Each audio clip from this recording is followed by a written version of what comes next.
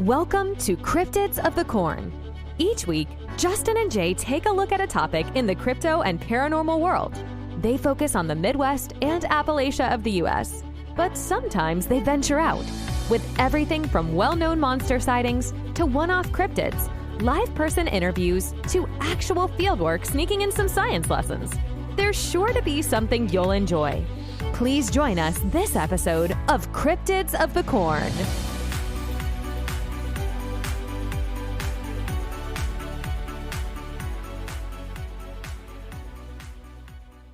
Mysterious Justin. And I'm just Jay today. Just Jay today. And this is a very special episode today. Wouldn't you say, Jay? I would agree. Why is it special? Because we have guests on today. Oh, who are they? They are from America's Scaryland. Okay. Nick, what are they? Who are they? Well, you go ahead. Don't make me do it all. Jake and Nick from America's Scaryland. Say hi, guys. Hi, guys. Hi. I was worried there for a second they weren't there. So these guys run America's Scaryland. Does the S share custody in the title there too? Or just on the email? No, but it should. That would be a great. That would be a great logo design, actually, because it would help people get our email much better. But sorry, I'm making a joke already. But these guys are a Wisconsin-based podcast. They do all the stuff of cryptids, paranormal, UFOs, the plain strange, everything scary. Yeah, that whole blanket that we all love. But yeah, yes, we do. You guys want to talk about yourselves for a minute? We're America's Scaryland. We cover the blanket of paranormal in Wisconsin and outlying Midwest areas. Good job. Way to repeat. Hey, Justin said it better than I probably could, to be honest with you. Thanks for having us. This has been looking forward to this. So you guys did at home. We just recorded an episode with them. Now they're recording an episode with us. So I'll give you the whole little same story Nick gave. Nick texted me, what time of morning was that? That was, so I discovered you guys' podcast at about 10 to 6 in the morning, my time. So that would have been about an hour ahead for you guys. No. Oh, 11. 9. 11. No. I'm terrible. The time yeah, zones. it's we're only an hour ahead of you.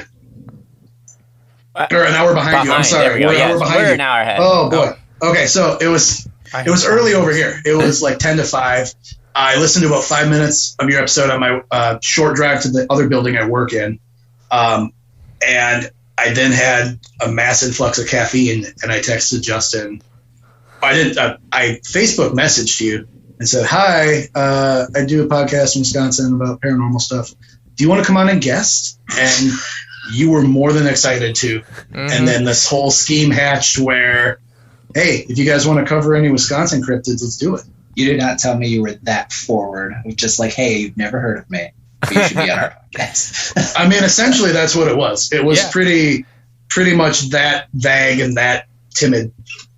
Nice. And then I called Jay about 2 hours after I said yeah, and like, hey, guess what? Yeah, this is happening. This is happening now. I was like, oh, cool. That's how Justin operates, though. Like, the way you approached it is exactly how he would have approached it. Yeah, that's why I was like, oh yeah, let's do this. Yeah. I will say Justin's a much better co-host than I was to Jake, because here's what I texted Jake. I said, hey, I have something in the works. I'm not going to tell you what it is because if it doesn't pan out, I don't want you to be upset with me. And it panned out, so then this happened. But that's exactly what I texted him. I said, Jay just this might not pan money. out. So. I'm just here. He just puts a microphone in front of me and I start talking. Yeah, I'm about the same. Yeah. Oh my gosh. This is great. Sorry, I'm laughing because it's just like we have a lot of similarities, and it's fun because it's like, we've just known you guys a couple weeks, and it's just felt like we've been buddies for a long time. It does feel like it's just old friends talking. Yeah. Which I greatly enjoy. It's a comforting thing, and I hope at home you guys enjoy it. Yeah. Well, I do here at my home, but I know you're talking to your audience. So Oh my gosh, this is gonna be a ball. This is a 4-hour episode. You're right, yeah. It could I be. have 2 pages. oh, let's do it. I'm down. Jay, you're not going to work tonight. Oh boy, You better you're call- gonna get me fired. Yeah, call your. Yeah, if your mom fires you. We don't have to express those details. Oh, I told him. Okay. Anyways, so today we're going to be talking about a really, really famous Wisconsin legend. And I just have, well, before I tell you guys at home what the name and stuff is, I have a couple of the main stories. We all 4 watched a documentary that is the known documentary for it by Small Town Monsters. So we picked a handful of those stories, and we're just kind of go through it. And Nick and Jake will talk about some stuff at the end, and we'll question them extremely. We'll scrutinize them. But yeah, so this week we're doing the Beast of Bray Road. Ooh. Probably, I would say, probably the most famous Dogman in the U.S. Yeah, you're probably right, actually. Yeah. What do you guys think? Yeah, I mean, it gets a lot of attention, and it is, if you Google it, it's one of the main ones that pop up, that and the Michigan Dogman. Yeah, but the Michigan As Dogman far seems as- to be like, well, we go up to Michigan a lot. I have a cabin up there, and it just the Michigan Dogman's like a whole blanket of the whole northern part of the Lower Peninsula. Mhm. It's not like He's a loser. Dogman. He's a loser compared to the Beast of Bray Road. He's a loser. For 4 miles of road, that's a very famous thing. Yeah. The Beast of Bray Road covers a small area and has more infamy than the Dogman who blankets all of Michigan. That's true. And we haven't gotten into the Michigan Dogman much yet, but a lot of that comes from Steve Cook. The song, I don't have no idea. The Legend of 97. Anyways, I digress. But yeah, probably the most famous or infamous Ooh. Dogman sighting. But yeah, you guys ready to tear into this one I suppose. like a hungry Yeah. dog? Like a dog I am a man hungry tearing dog into man. a mound, perhaps? Why you gotta spoil stuff? That's Or foreshadowing. like, That was good. or like a dog man ripping into a hungry man on Thanksgiving, I guess. Yeah. Oh, gosh. There we go. There we go. All right, And see, Jay's that doesn't ruin anything. Jay's gonna take the first sighting, 1936. Okay, in 1936, the first modern sighting. A man named Mark Shackleman, a night watchman at St. Coletta Convent, was driving on Highway 18 just east off Jefferson County, Wisconsin. As Shackleman approached one of the Native American burial mounds, that's a weird word, burial, but it's a weird word. Not so easy. Go on. Is it? You know what? All right. In the area, he saw someone or something standing near the mound. As he got closer, he could see that it was not a human, but he wasn't sure what it was. The beast was about 7 feet tall, and he was estimated at weight about 500 pounds. The Beast of Bray Road appeared to be digging in the mound.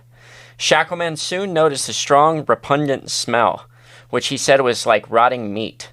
Shackleman panicked and fled the strange beast.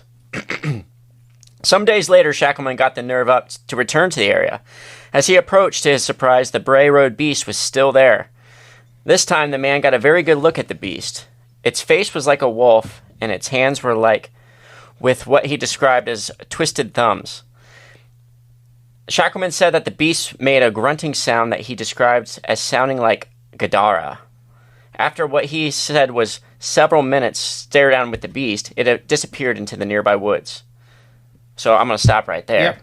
So, I guess one thing I didn't, before we dive into this part of the story, a lot of this comes from, Linda Gottfried. She is as far as I know, the main author and, researcher on a lot of this stuff. Is that what you guys have found too? So until I heard this specific story on the documentary, she started. A lot of people attribute her to being kind of the author of the Beast of Bray Road. I know she gave a lot of. When she wrote about it, it started gaining a lot of popularity. Mm-hmm. Yeah, she's the first one that gave it I think, like, credible attention. Yeah. There we go. And, she did articles on it. Yep, and obviously the sighting was well before her time, so it's been going on for a while. Mm-hmm. But yeah, I like giving credit where credit's due, and I know she does. She used to do a lot of the conferences and stuff. I don't know if she still does or not, but she used to go to Michigan a lot. I think she may be. We have 2 conferences in Michigan this year. I think she may be at one of them. I can't remember. We just looked. Oh, that would be cool if she was. But yeah, so what do you guys think about this part of the story, specifically the mound digging? So there was a lot of this documentary that I was watching, and I just found myself saying, like, yeah, that's Wisconsin. That's a monster in Wisconsin. Until it got to that story, and I legit started, basically from that story on, I did start getting goosebumps because I don't know if you're breaking further into this story a little bit, but I won't go ahead and spoil anything. Go right ahead. We do it ourselves. The biblical tie-in to this story with Gadara, that was the first time I'd ever heard that, and that kind of just creeped me out a little bit.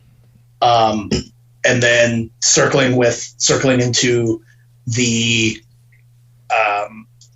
priest who had gotten possessed as well, that worked for St. Coletta, like that stuff started creeping me out a lot. Yeah, not to go too far off, but St. Coletta is also on our list of, it's a very supposedly haunted location, and there's a lot of ties in with the church there. So that's been an interesting tie-in that I didn't honestly know before this too much about the tie to Beast of Bray Road with that. So it's definitely an interesting connection. So for the Gadara connection, I didn't have anything more on that. I'm glad you brought it up. That was I'm trying to think. Was it King Lyca that tried to feed Zeus his own son, and he got cursed with lycanthropy by Zeus? Yeah. Yeah, I was trying to apparently trick Zeus and wanting to know if he was all-knowing. And of course, being the god of throwing lightning bolts, he was. So, but yeah, so that was the special connection there with if a Dogman was saying Gadara, and the king of Gadara is the one that got turned into a lycanthrope. That would be a synchronicity. There, oh my gosh. Oh. And Jay's muted the rest of the night. I was reading, or I guess they go into it in the documentary, though, too. Gadara is also in the New Testament, and it's the place where Jesus drove. There's a super tormented man, and he drove a demon out of him, or several demons, into Legion. Yeah, a legion of demons into pigs. Yeah, and the pigs ran into the ocean. They ran off. Yeah, they ran off the hill and then drowned in the ocean. Yeah, I was going. Yeah, I've read that story and it's crazy. That one I didn't know about. Huh? But yeah, a weird connection with the Dogman, and as we get in more into it, it seems to be more than like what we talk about Bigfoot and stuff. It just seems to be generally more aggressive, more not caring if you see it. Because a lot of the car sightings and stuff, it's just sitting there. It does not care, or it chases after you. It just is more aggressive, less caring. Like it's not it's never worried about being found or having confrontations with people. Whereas Bigfoot tries to stay away. And we only bring that up because Bigfoot. Some of the community thinks that the Dogman and the Bigfoot are the same entity. And, after all the research and stuff we've gone through, we've done a Dogman story, we've researched a couple other Dogman. They're just not. The MOs are so different. What do you guys think about that? Yeah, I agree. I think you can tell whatever the Dogman is, or if we want to go with like the legend or myth of like werewolves, they are definitely more almost territorial. They have their locations that they go to and that they stick to. And if you go into it, they'll let you know that you're not welcome there. Whereas Bigfoot tends to have its area, but if you go into it, it'll kind of let you go through and hope you go away. Yeah, and if not, they will do the gentler nudging versus what we see the Dogman do. Not gentle at all. Yeah. Well, this incident also you can kind of connect the dots a little bit, but with the burial mounds, there's a lot that can be explored there with the Native American history, with the Wendigo and the Skinwalkers and that sort of stuff as well. A lot of the states, but a lot of the Midwest has a lot of Native history and lore and that sort of stuff. And I know that's a big thing that is kind of with this story in particular as well. Like what exactly was it digging for? Right. What's the connection there? Did it bury a bone there that I just wanted really bad, or they wanted lid? A toy that Chief perhaps was Cornstalk's saving bone. Cheap Cornstalk's bone. I believe he's from Iowa, wasn't he? Jake, I mean, no, I don't. I didn't research Cornstalk, Iowa stuff. Cornhusker. He's the. That's Nebraska. It ties in. This is a big. Big tangent. Chief Cornstalk is the one that they blame Mothman on a lot, because he went all the way over to Point Pleasant to negotiate with the white man, and he would never draw a weapon, never did anything. He was all about peace, and they murdered him. Which, that's happened a lot. All right. So. All right, let's continue on. After the first tangent. There were no additional reports of the Bay Road Beast sightings for many years, at least none that became public. What was the name of the road? Bray Road? What'd I say? Bay Road? Well, saving time. All right. In 1964, the Beast was seen just 2 miles from the location of the 1936 sighting. The creature was reported again in 1972 when a woman said the Beast tried to break into her home before attacking and seriously injuring a horse. On October 31st, 1989... Yeah, let's stop at the horse one. You want to stop at the horse one? Yeah, we'll just do each story and just kind of look at it. Okay. All right, why don't you guys take a crack at this one first, if you'd be so kind. That's the first I've heard of that one. To be honest with you, that's the first time I heard that one. And so, what do you think about him just fighting a horse and trying to get in a house? I mean, it was... It seems to it would make sense that it would be that. You all right? I'm sorry. I'll start over. It does seem to make sense that it would be attracted to that. I'm surprised there isn't a ton more livestock, like connections with them going to farms as opposed. I mean, I guess probably more the area, but that's a good point because Bray Road is very rural, and there is tons of farms out there. So the lack of livestock involvement in a lot of these stories is kind of odd. Yeah, it's interesting though. The idea that it would try to break into a house seems more brazen than you would think something would be. But it goes back to its idea of territorial aggression. On your note about the no livestock, that just put a notion in my head that kind of points to, with how aggressive they seem to be, that kind of points to maybe a not fully physical entity. They're not needing food. Because livestock's easy pickings for a predator like this. It doesn't care. If it's trying to get into a house, it's going to go into a chicken coop. It's going to go into the lamb pens. It's going to, it will find easy food. Which could tie into a lot of the, especially in northern areas, the legends of like the Wendigo and stuff. Not that they don't go after animals, so because it's not. It's the hunger for human flesh. Correct. So, it's strange that would be terrifying. That spooks me. The idea of just looking out your window and like, oh look, a dog head. The Dogman is my number one not to see. I don't want to see one. I don't want to find a track. I don't want nothing to do with him. Do you think the horse was maybe retaliation? I think so. He was angry. In the case, you won't let me in. You know what? You see your horse there? Here's his liver. I hope your daughter's upset tomorrow that she can't ride. I just wanted to come in. Yeah, I just needed some sugar. Darn it. Here's your horse's liver on your patio. He saw the dog treats up on the shelf. He wanted one. All right. You ready for the next one? Yeah, that's... All right. On October 31st, Halloween, 1989, Doristine Gibson was driving on Bray Road near Devlin, Wisconsin, when she felt a bump. Yeah. Thinking she may have hit something, she stopped and got out of the car. She saw nothing behind the car, but as she looked around approximately 50 feet away, Gibson saw a very large, bizarre-looking creature running straight at her. She quickly got back into the car and started to drive off. The Beast of Bray Road jumped out onto the trunk of the vehicle, but quickly fell off as she sped off.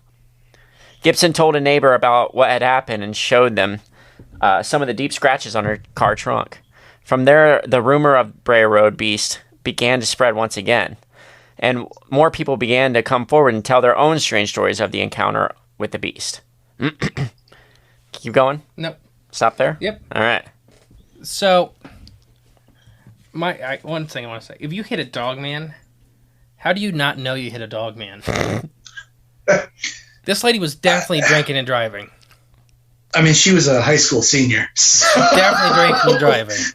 Okay. We have different definitions in Wisconsin of drinking and driving. Oh my This gosh. lady was How do you hit a inebriated dog in driving. man and not know you hit a dog man? Then you get out like, oh. She thought she hit the neighbor's dog is what she had reported. Yeah. She got out because she thought she didn't think, she hit it and drunkenly thought, oh, dog man.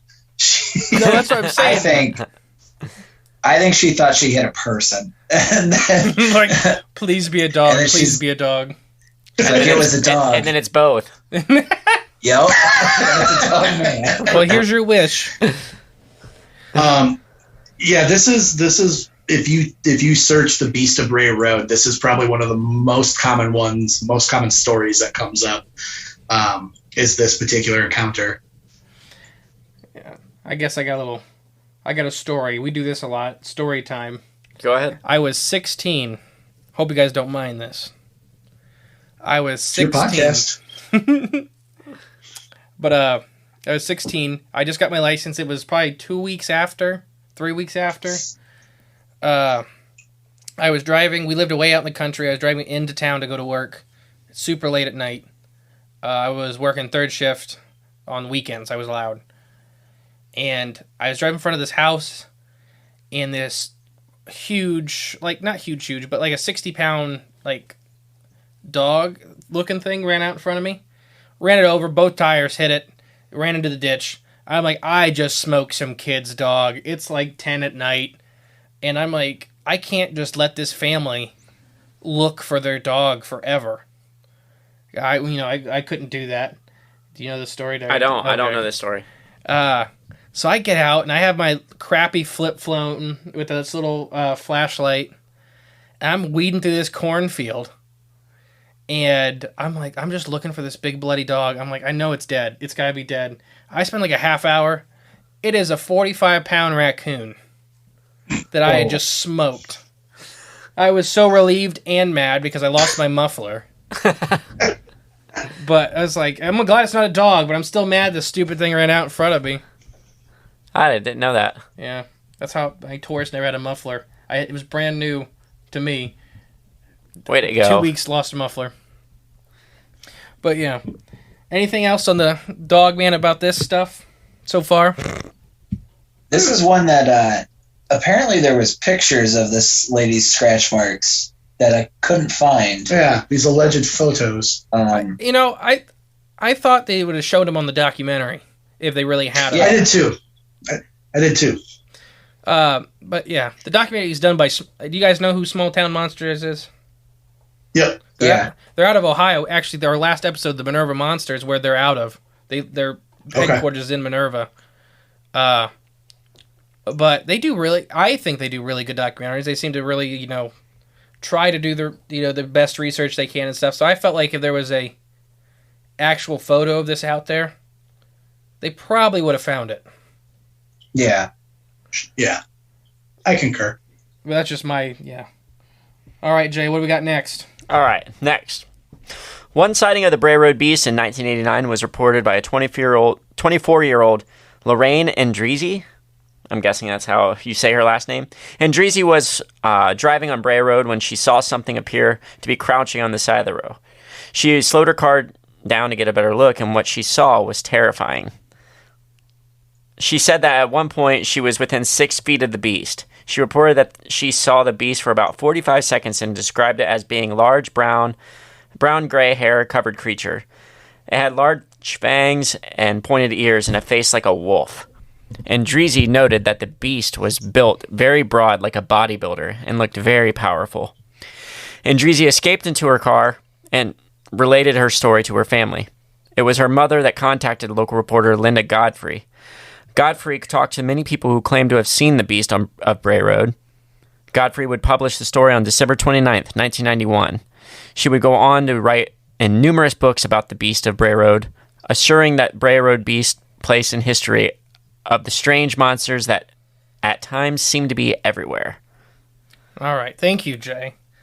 But during this part, I mean, in the documentary, how they portrayed it would be my absolute nightmare. This thing just sitting in the ditch staring at you. And if she really... Yep. I know it was for the drama for the documentary, but if she really drove that slow past this thing, she's the dumbest human alive. But I don't know. What do you guys think about this? This is the scariest one to me. This one was creepy because of just, again, the way the documentary explained it. You know, it was kneeling like a human, but it was, you know, shaped like a beast, and it was, you know, eating roadkill.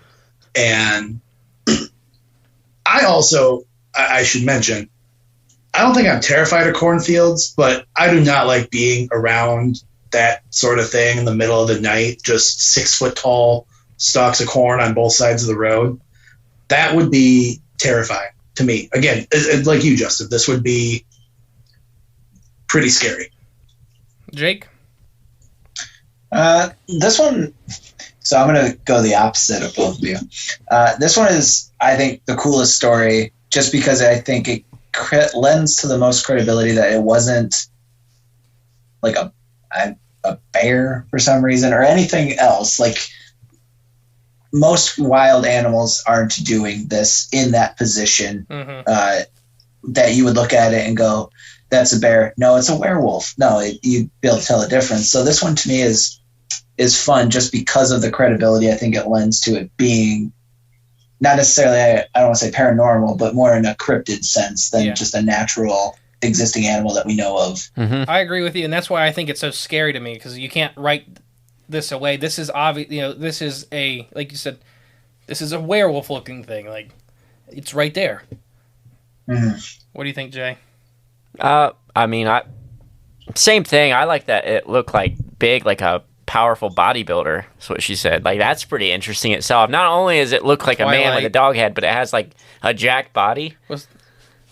Clearly, this is some sort of. What was the Twilight book in the late 80s? Oh, she probably was thinking other things, like this is gonna be a nice guy in the morning. Right? Yeah. That might have a misconception nowadays. Huh? It's Team Jacob. Team Jacob. Yeah, there we go. I haven't heard that since high school.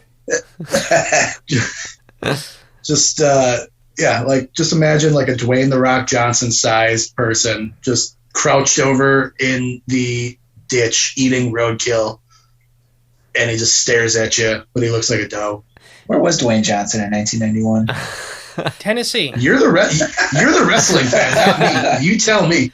I think he was still doing like small town circuits, you know. Wasn't he in Tennessee? Smoky Mountain Huh? Wasn't he in Tennessee? I'm not joking.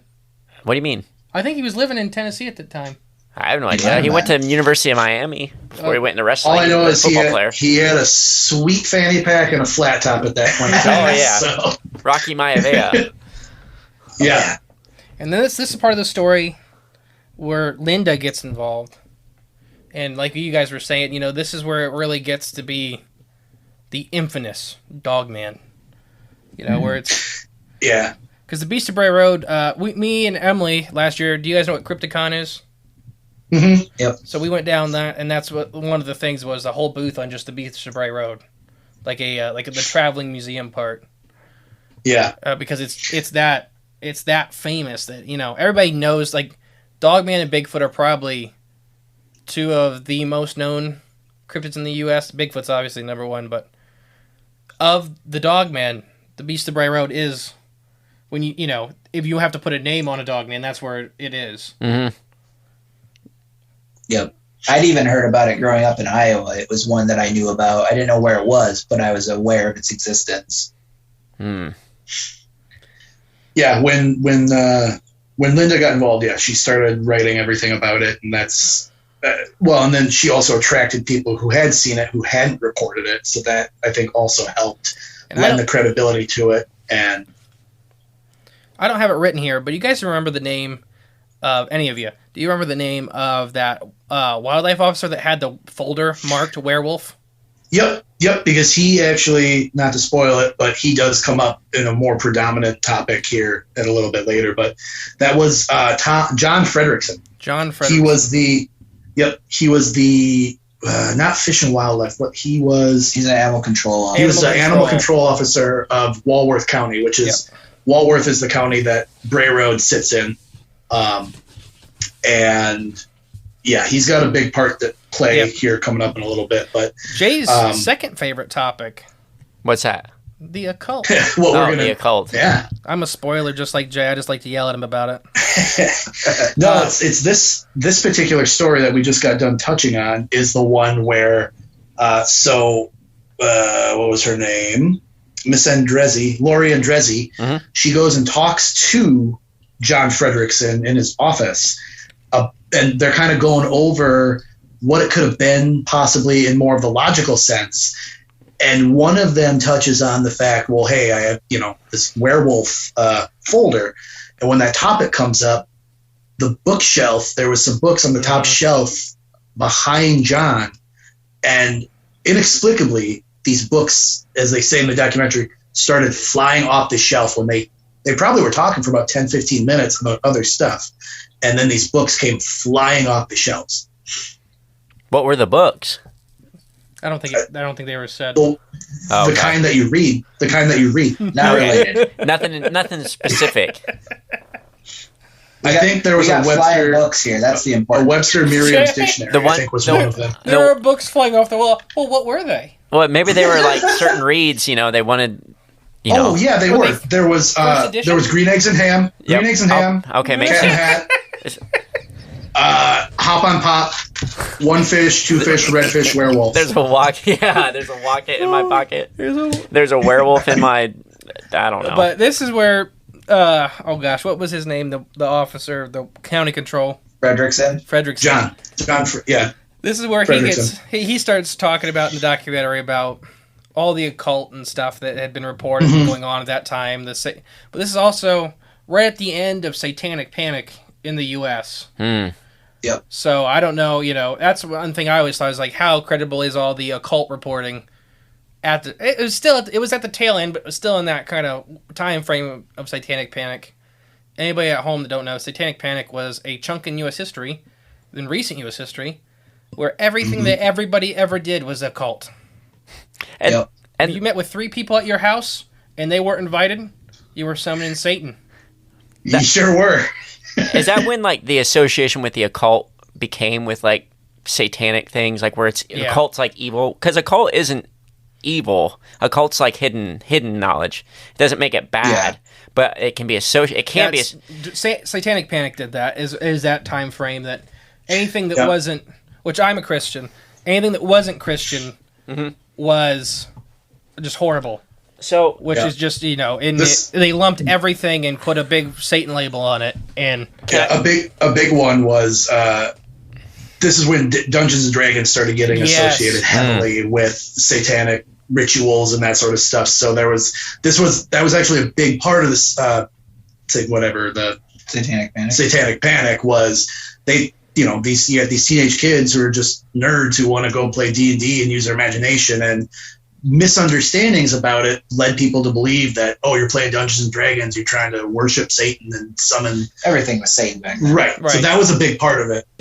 I think that's what we're getting at, is that everything was Satan. If you weren't, Where did that come from, though? Do you think that was something developed, that was just a cultural thing. We were very scared. It was right at the tail end of the Cold War. Right. And everybody was looking for communists and Satan. Everything that was red. So what I'm saying is I'm drawing parallels to nowadays. You know, everything you're supposed to be scared of is usually what you're told you're supposed to be scared of. Was this another government ploy to implement satanic panic amongst the country to stop your imagination from flourishing? Could be. Yeah, I don't know. Well, if we want to go on a tangent for a second, That's Always. We do it all the time. I think that if it was a government ploy, it was more to make us afraid of the actual government satanic connection that they have to our hidden overlords. Who may or may not be reptilian in nature. You stay away from my adrenochrome. And the connections there. They had to make us afraid of it so that we wouldn't look into it, and anyone who was looking into it was instantly branded as bad. Yeah, I can see that. I like that definitely. idea. I was going to go with the explanation that it was just a really slow news week, and that's why the panic happened. They just needed something to fill the airwaves. Yeah, I mean, that's probably how it started, and then they're like, "Oh, how can we turn this into something our more?" last episode, Octoman. That was like a lot of what Cincinnati was doing in this little town. What was it? Oh, it's right. I I don't remember the town. big map. Is it on the map right there beside you? Sure. But yeah, they did do that. They tried to make these people... New Richmond, yeah, that's they right. were the headline of every day making fun of this little town that's next to them because they didn't have anything else to report on.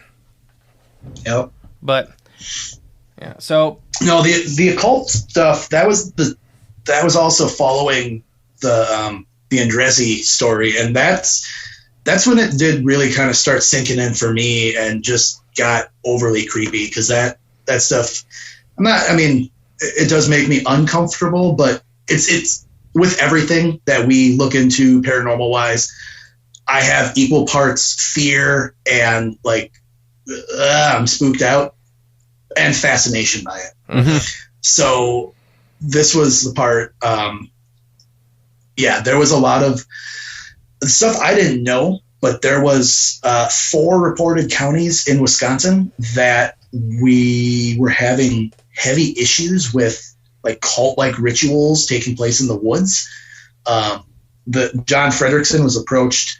We're assuming, I think Jake has read reports where it was the FBI, but in the documentary, he just says a higher law enforcement agent approached me and said Walworth County is one of the counties that's being investigated for all these things, because he was called out to several incidences where they had reported there was cult activity going on related to the Beast of Bray Road. Yeah. Finding animal carcasses that had clearly been cut and sort of laid out in what would be ritual or sacrificial kind of ways. Mm-hmm. Yeah. He said several accounts could be chalked up to teenagers dabbling in, Satanism and that sort of stuff. And he said others, people of the community were involved, teachers, police, law enforcement people. There were a lot of people in the community who were attached to these cult activities going on. And he said he had a hard time with it during that period of his life. He really, there was a lot of things that I think, from what I gathered from watching his interviews, I think it was something of a turning point in his life where it made him either more of a spiritual man and more of a believer in, things of the occult. Because that's, I guess, what none of us have mentioned is that the connection to the occult and the Beast of Bray Road is that there is a theory out there that the beast itself may be the devil or a beast conjured up through ritualistic whatever practices. Rituals, yeah, practices. Yeah, I have that written down later.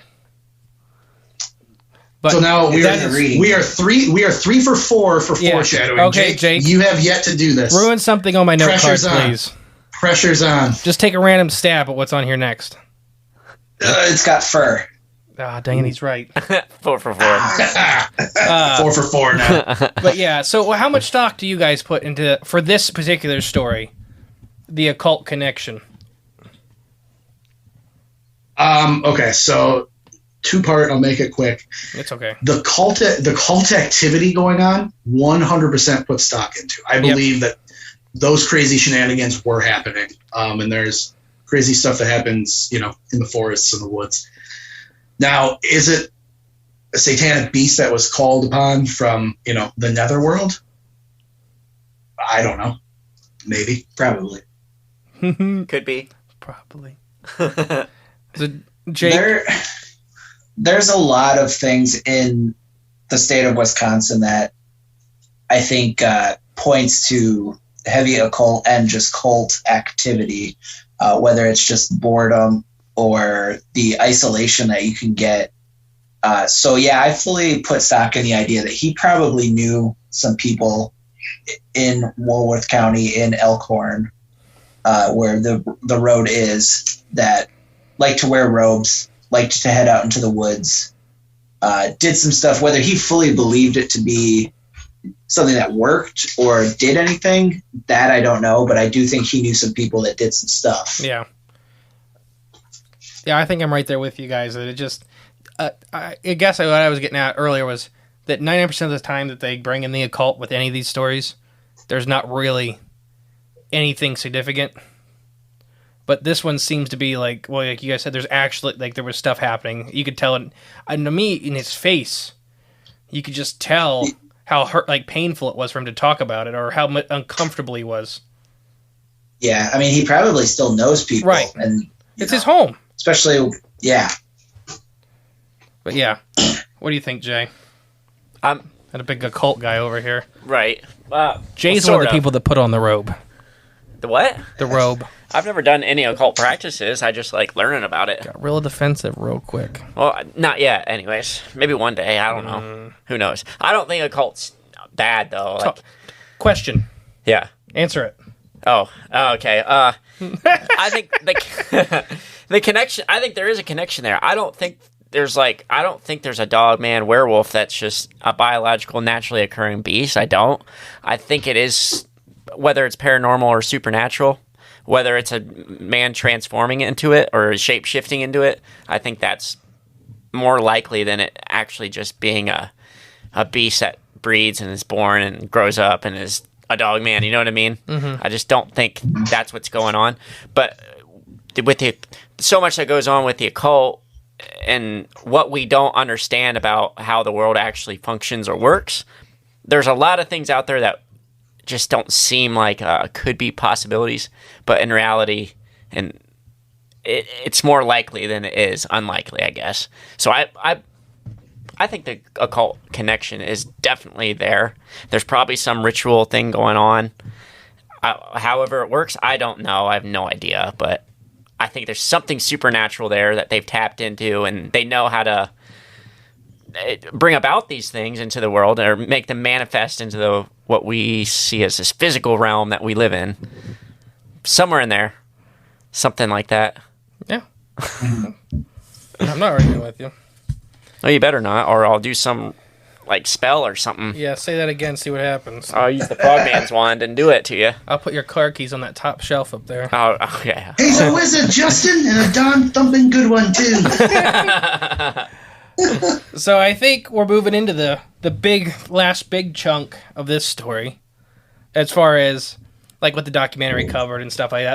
There's tons and tons and tons of little pieces, but the Lee farm, and that was years of photos and evidence. But I only have Lee written down, but I forget his first or his. Lee was his first. Yeah, maybe Lee Stewart. I think it was Lee Stewart. No, I don't think that's it. Anyways, 2007, he bought a farm on the backside of Bray Road, correct? Yeah, I think that's where it is. As far as, so here in Ohio, we have the county squares, so he'd be on the backside of the road. That's how kind of we say it. Mm-hmm. But, so he had all kinds of weird incidents. But one day he brought home a road-killed raccoon, and he threw it in the back part of his property. And a couple days later, he came back, and it had been almost surgically unzipped from its chin down all the way down its belly, organs removed in a pile, and the raccoon gone. Thought that was very strange. So next thing he gets is about a 50-pound badger. And you guys got a lot of badgers, apparently? We are the Badger State. Yeah. Which has nothing to do with the animal. We For have all of you who are not from Wisconsin. we have 4 badgers in Ohio.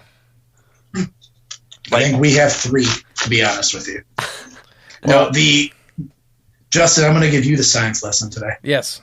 And it's not science, it's more just sociological. No, the badger comes from, I'm not precisely exactly sure which type of mining it was, but the earlier settling towns were mining towns up here. Mm-hmm. And they nicknamed the miners the Badgers because of when they, come out looking dirty. That's how we ended up as the Badger State. There's a lot of holes in that comment there, and I didn't mean to be punny there, but that is the giant misconception. That is the giant misconception about Wisconsin being the Badger State. It's rarely anything to do with badgers.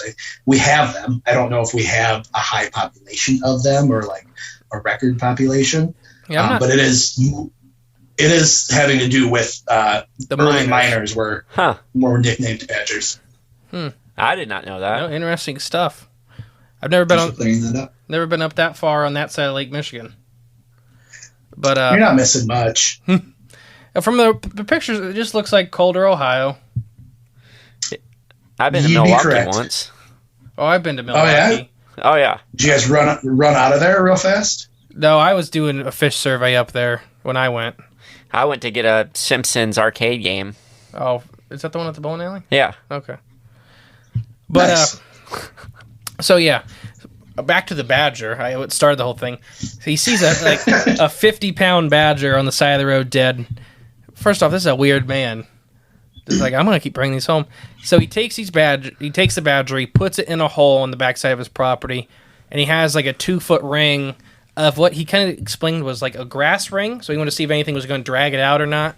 So he was looking for the indentations on the grass, and he came back a couple days later, and it was just gone. So in his mind, that signified a thing just picking it straight up out of the hole. So then, like, he thought, it was a guy, and then he started doing it with deers, and the last famous, or the last kind of big one for him with the animals was he brought a 60-pound doe home that was hit, put it back there, and he's at this point he started setting trail cameras.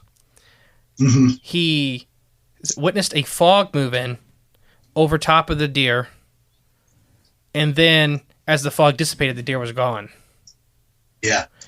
And so that was it for... He still puts out deer carcasses and tries to get photos and stuff, but he started catching something really weird. Considering he was looking for maybe a Dogman, he starts getting UFOs on the trail cameras. Yep. And he gets them kind of semi-often.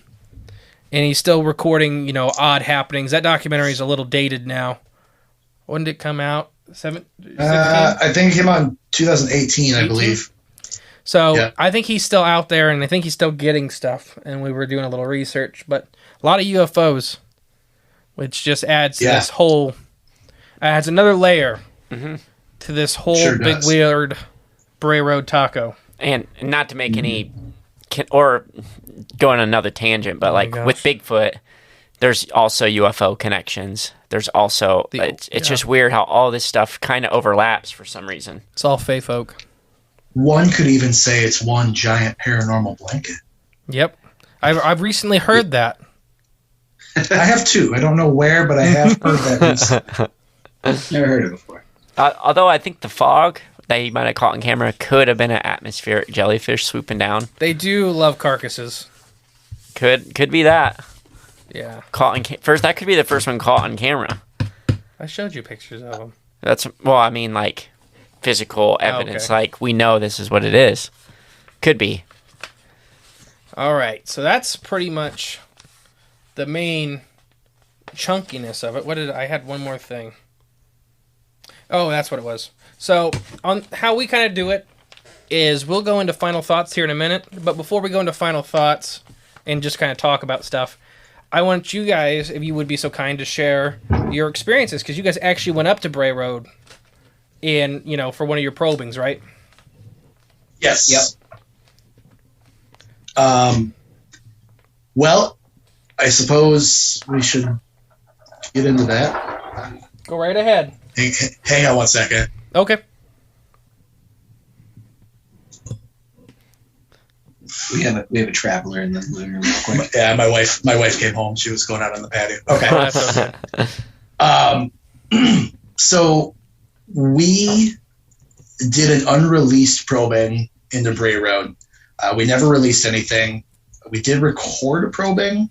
Kinda. We recorded it in the car while driving. Well, no, we recorded when we got back to your old place too. Did we? Yeah. Because that was the one Natalie came with us on. I believe you. Yeah, there's a giant disconnect between that documentary and what we experienced. I'm gonna say, it's a road. Thank you. I don't know, Jake. You have more of an opinion on this than I do. You're a little more vocal about this. Well, I think one thing now that they don't point out, and no one really points out when you research it, is that road has been built on. There's new construction homes there now that weren't there even probably 5-6 years ago. Oh, wow. So when we went there, I was expecting a very isolated cornfields or something, a couple farmhouses here and there. I mean, exactly. I was expecting what the documentary pretty much showed. Mm-hmm. I mean, those houses are there on Bray Road. That's not wrong. Yeah, but then you get down to the second, kind of the second half of Bray Road, and there's just a neighborhood essentially that goes right to the dead end there that goes onto the highway. So to me it was very almost disappointing because there isn't as much open space as you'd think there'd be for there to be a giant werewolf running around. Yeah, I think we probably drove up and down the road, I don't know, 4 or 5 times. I mean, it's only like a 4-mile stretch of road, so we went out there, twilight-esque time and drove up and down a couple times and really wasn't, I don't know. It was overall underwhelming. It's just a road. Yeah. I mean, the construction does that to things. Yeah. It takes away I think. Sorry. I think it could lend credence to my thought on that this has moved. I think that there was a Beast of Bray Road, but I think that sightings in other areas now lend that I think it moved. I don't think it's on Bray Road anymore. Mm-hmm. Yeah, it packed up its den and moved on. Mm-hmm. I mean, we see that with all kinds of the paranormal phenomena. It just once true monetization moves in, they just kind of move out. Mm-hmm. They don't have a place like anything. Something just popped into my head that we touched on, and I know you guys have done episodes on this, and we touched on when we were talking earlier in our Bigfoot episode. Most of the dated sightings on our notes here in this documentary kind of took place in December, or at least the 2 that we covered took place in December. So now I'm starting to think, along with the construction, but I'm also starting, or not December, I'm sorry, late summer, early fall, October, September area. I'm starting to wonder if it already had like a natural migration pattern. Just moving to and fro that time of year. Yeah, if it winters somewhere else or summers elsewhere, or that could just be one of its spots it comes back to. Right. Right. I mean, we see that with Bigfoot as far as we can tell. Mm-hmm. That would be interesting. That would be really interesting. That or there's a cult there that's just hiding it. That could be true. Or if it was tied to an item, if it were going this wholly spiritual route, the construction removed it. It's true. Oh, maybe that's what it was digging. Maybe that's what it was digging for. That's in my final thoughts, but yeah, what it was digging for. Digging for a spear of destiny. Well, anyways. Kind of similar to the Power Rangers, the movie, when they awoken Ivan Ooze. Ivan Ooze in the purple goo. Yeah, he was attached to that giant egg. So I see where that's how I made that connection. There you go. That's perfect. I mean, that's perfect analogy. Textbook.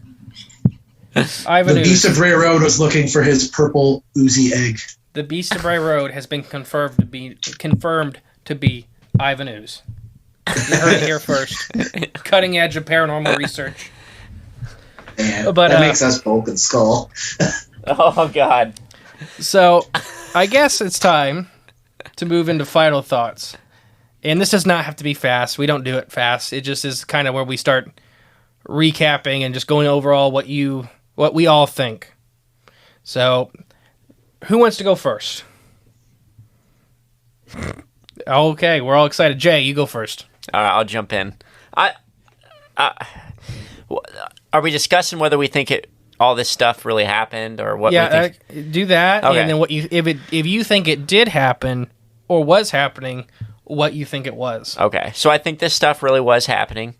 I think the accounts are credible for the most part. I do think people saw what they think they saw, but I also think I think it's tied to some occultish or supernatural phenomena where these creatures are able to just either appear, manifest, or people turned into these creatures. And I think that's what's going on here. That's what it could be.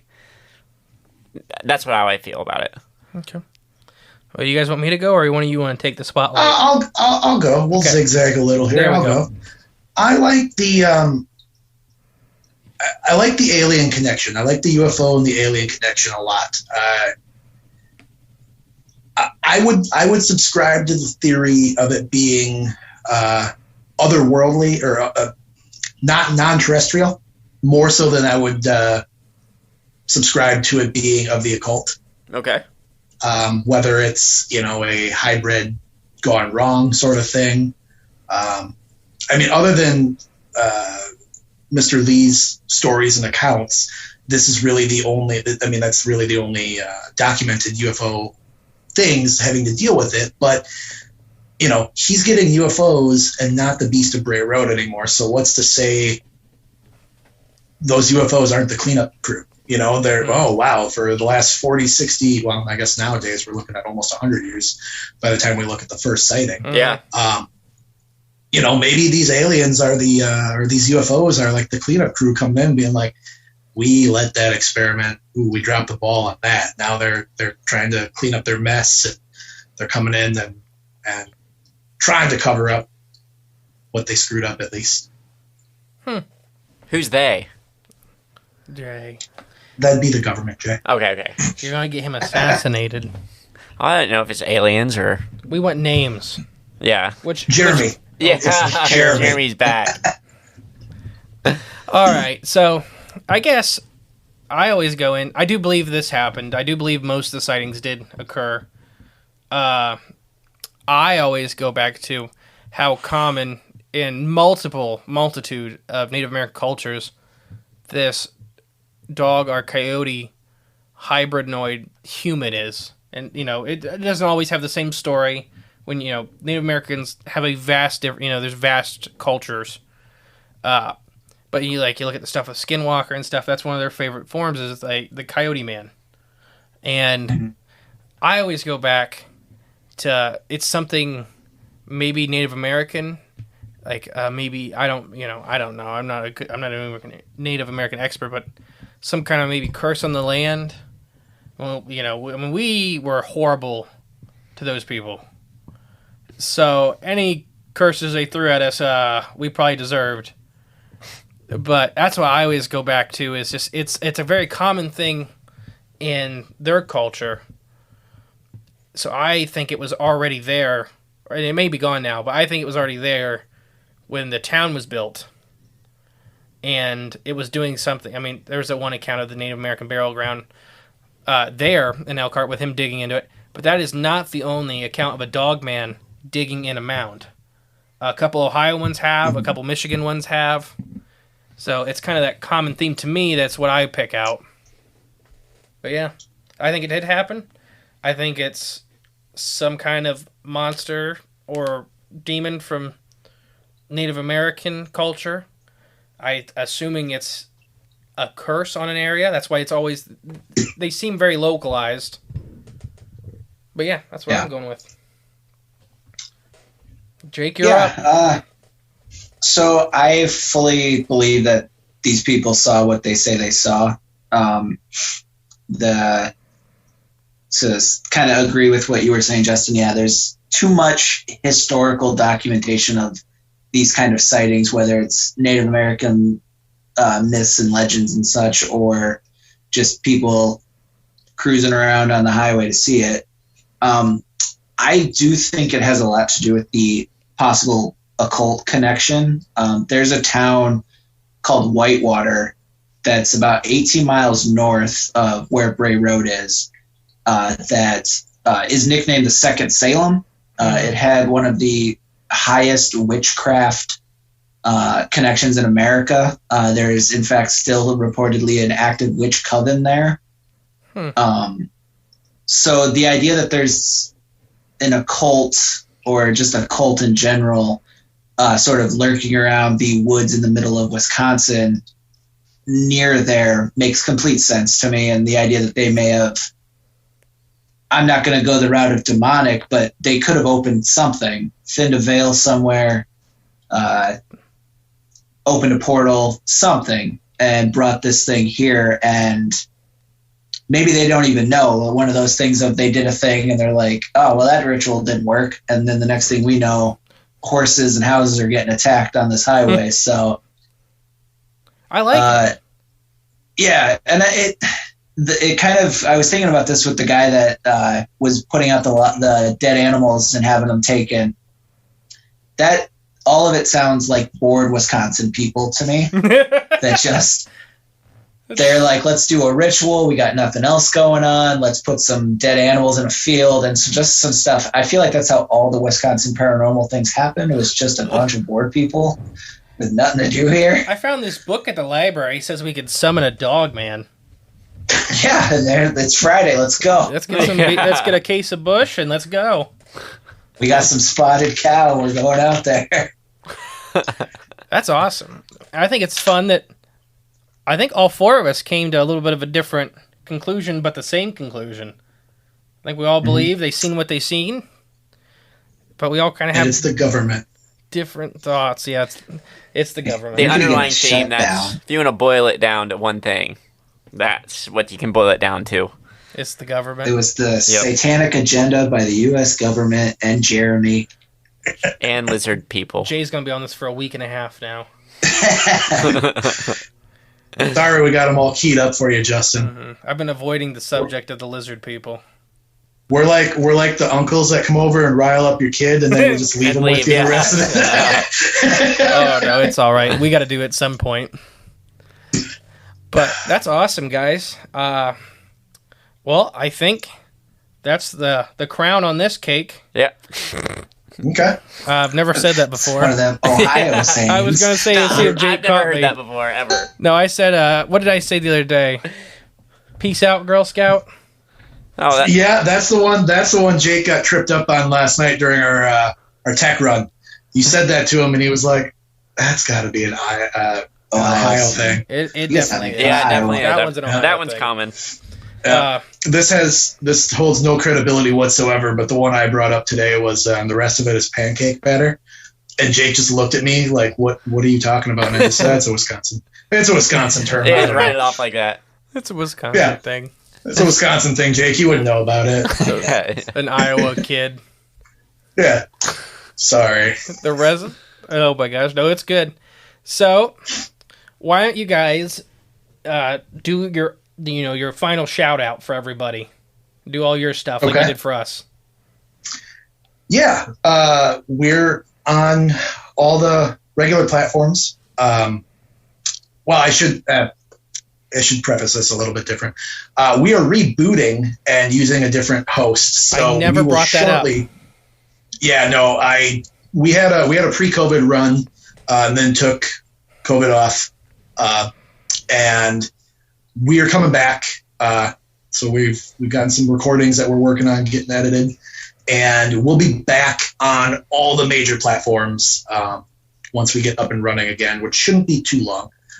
And all our social media stuff is there, so we're on everything. Yep. Facebook, the Twitter, Instagram, Farmers Only, Grindr. Grinder. Oh shoot! I forgot that we did that. I've seen you guys on there. Farmers only. That's what I snuck in. Christian We Mingle. haven't updated those in a while. Pictures Our Christian Mingle profile picture is terrible. It needs to get updated so bad.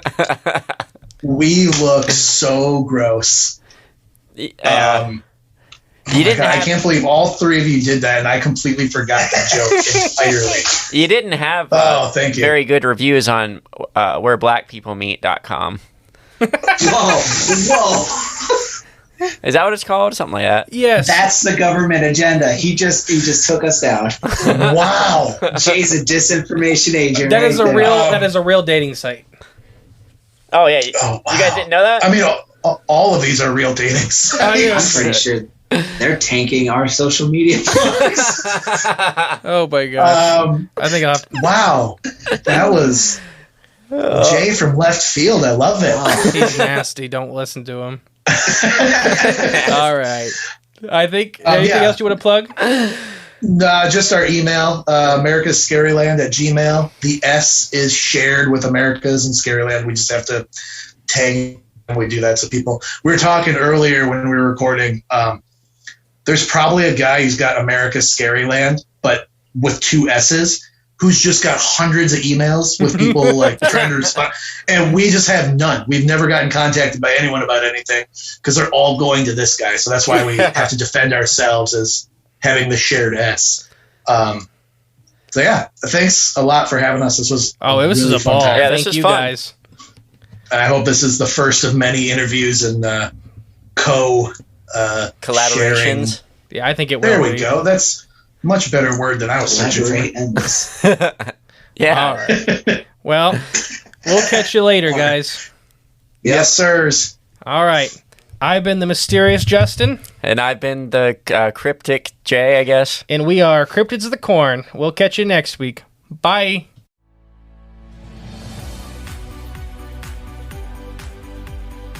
You've been listening to Cryptids of the Corn.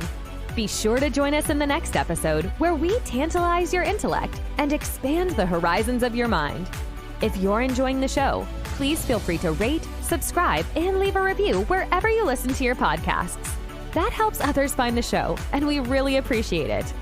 Thanks again for tuning in, and we'll catch you in the next episode. Until then, stay magical.